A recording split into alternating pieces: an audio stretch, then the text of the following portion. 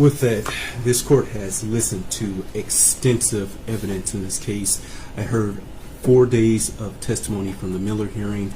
I've presided over numerous placement hearings. I conducted the initial placement hearing in this case, and so the court is fully aware of the defendant's upbringing. I'm fully aware of the circumstances that brought him before the court. First, to the victims of the deceased, the court sends out its sincerest condolences to their family. To the injured victims and to those victims as it relates to count 1, terrorism causing death, thank you for your courage and strength in speaking today, as well as sending written correspondence. As counsel has pointed out, the court has read everything that you've submitted. I've read the defendant's sentencing memorandum. I've read the people's response thereto. I've read all of the exhibits that were attached, and I've read every single victim impact statement over the course of 3 days. Probably took me closer to 36 hours to read all of this, and so I've read everything and have gone back through the complete file. The letters truly gave the court a sliver of insight into the unique and amazing personalities of Justin, Hannah, Tate, and Madison. The court cannot begin to imagine the fear that the parents of those students at Oxford High School had on November 30th, 2021. I cannot even begin to fathom. To have to wait and mire to see if your loved one would return is heart-wrenching, and that's true terror. And not to have your loved one show up at Mire, the court could not imagine the pain.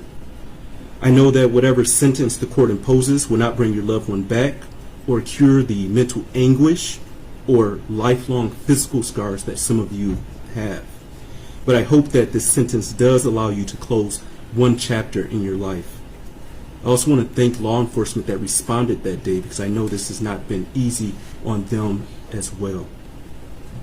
As previously stated, the court has read defendant's sentencing memorandum and the people's response. Again, defense argues that the defendant should receive a term of years because of the defendant's alleged mental illness. Defendants cite People v. Bennett 335 Mich. App 409, a 2021 case. The court notes that it is not saying because the defendant may be mentally ill that automatically means he's irreparably corrupt. What the court notes is that he has an obsession with violence, that this act involved extensive planning, extensive research, and he executed on every last one of the things that he planned.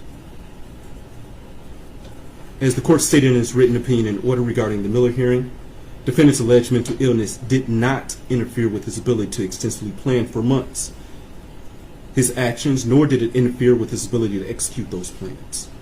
This started with him asking for a better gun to conduct the school shooting.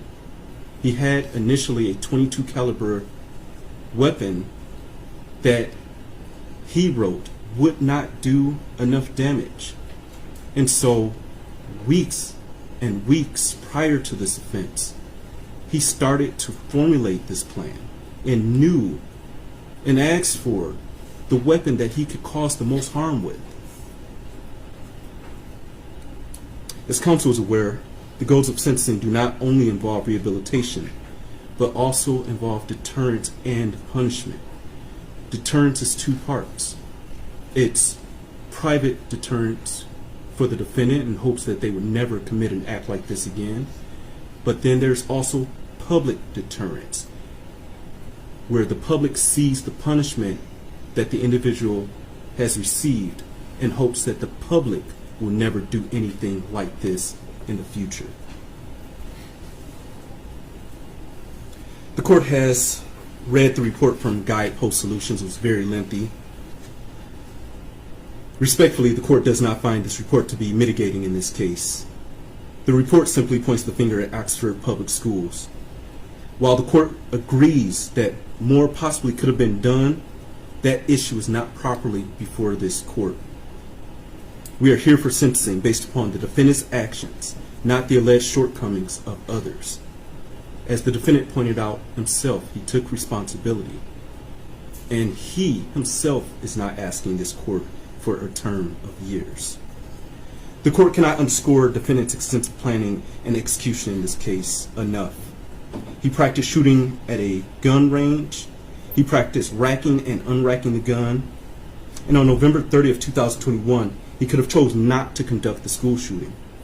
When his parents were called to the school on that morning for his drawings, he could have said something then. He had a gun in his backpack at that time. When the school counselor advised the parents to please get him help within the next 48 hours, he could have stopped then and simply accepted the help that was going to be offered for him. Because according to the reports, his mother said that she'd get him the help. He could have changed his mind. Unfortunately, after shooting the first person, Phoebe Arthur, he could have changed his mind at that point. But he didn't. He continued to walk through the school, picking and choosing who was going to die. As the defendant said in his own words, this is nobody's fault but his own. He stated this afternoon that with help, that probably would not have stopped him.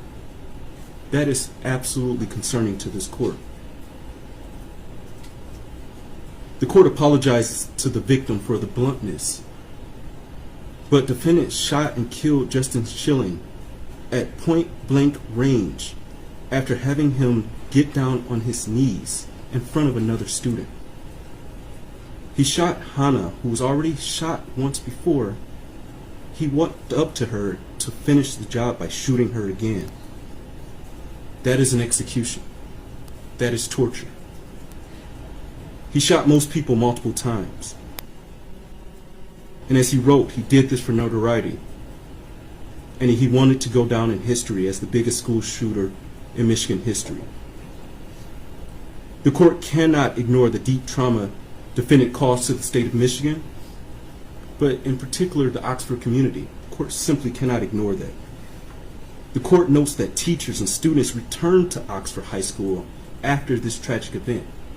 The court cannot even fathom or imagine walking through the halls of that school knowing that your fellow student, your friend, your classmate was killed in a restroom or in the hallway. Most, if not all, of the letters that I read advised the court that there are a significant number of people in Oxford that now have PTSD, that now have survivor's guilt, and deep depression that arose from this incident. Defendant's actions clearly created a new normal for all of the individuals involved, and all of those indirectly impacted as well. Unfortunately, this is what the defendant wanted, as he wrote in his journal. He wanted to see the impact of his crime, which is why he did not take his own life. Again, this goes back to the defendant's extensive planning. He chose not to die on that day because he wanted the notoriety. The terror that he caused in the state of Michigan and in Oxford is a true act of terrorism. Respectfully, defendant is the rare juvenile before this court. The court, having read the PSI and being fully familiar, but before I get that, I will also note that counsel brought up an issue of making bombs for Hitler. The court, that does not change the court's opinion about the defendant's obsession with violence. I thank Ms. Hopp for bringing that to my attention, but it still does not change the court's opinion about him being obsessed with violence, because his obsession was also outlined in the websites that he visited. His obsession was also outlined in his extensive drawings of violence. And his obsession continued, as I noted in the court's opinion and order, even while he was in the Oakland County Jail. With that, the court, having read the PSI and being fully familiar with the defendant and the underlying facts of this case, believes that it is in the best interest of justice as well as proportionate to the needs of this case to sentence defendant as follows. As it relates to docket 2022-279-506 FC, count 1, terrorism causing death. Sentence of the court is that defendant shall serve life without the possibility of parole, credit for 8 days served. Counts 2 through 5, homicide, first degree, premeditated murder, juvenile defendant. Sentence of the court is that defendant shall serve the rest of his life without the possibility of parole with the Michigan Department of Corrections, credit for 8 days served.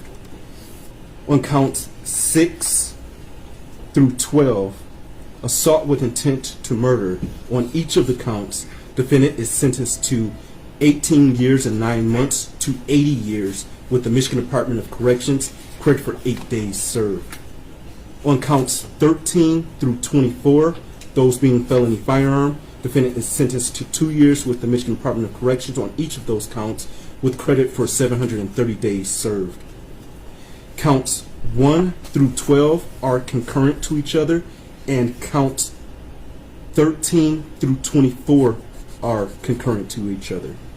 Count 1 is consecutive to count 13, count 2 is consecutive to count 14, count 3 is consecutive to count 15, count 4 is consecutive to count 16, count 5 is consecutive to count 17, count 6 is consecutive to count 18, count 7 is consecutive to count 19, count 8 is consecutive to count 20, count 9 is consecutive to count 21, count 10 is consecutive to count 22.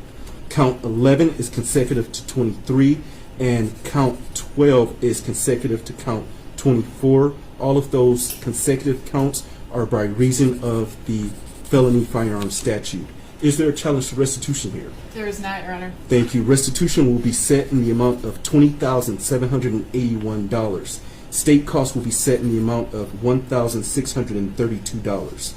You are not to have any contact with Oxford High School or enter Oxford High School. You're not to have any contact whatsoever with the families of Madison Baldwin, Tate Meyer, Hannah St. Juliana, and Justin Schilling.